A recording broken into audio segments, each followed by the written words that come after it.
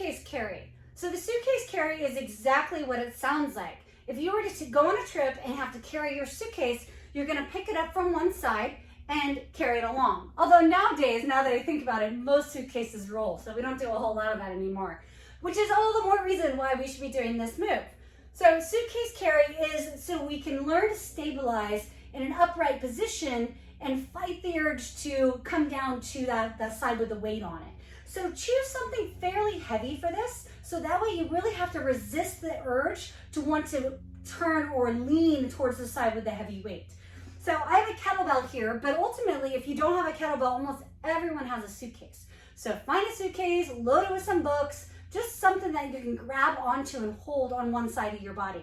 Water jugs work really well for this too.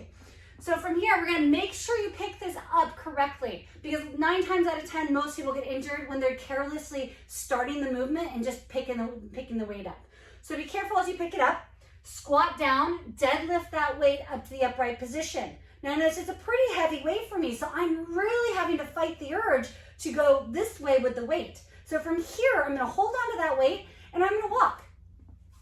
Okay, and trying to walk in that upright position without leaning over.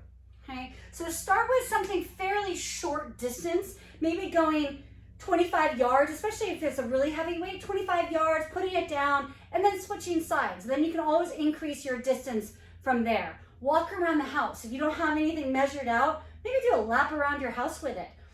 Do a lap around your property or your yard or whatever it might be. You can find a place that you can just go and walk.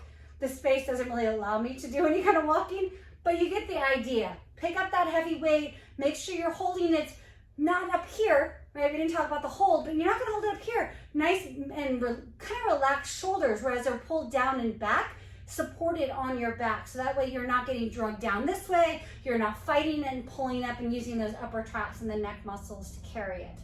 If it's too heavy and you feel like you're totally struggling with it, drop the weight a little bit. You can always start with a little lighter, get the movement down, and then go heavier. You'll still get a benefit of it, even if you're not struggling as you do the walk, okay? Just have the movement down, make sure you're not pulling up on it, make sure you're not leaning to the side, make sure you're not counterbalancing by leaning to the opposite side, okay? That sometimes happens as well.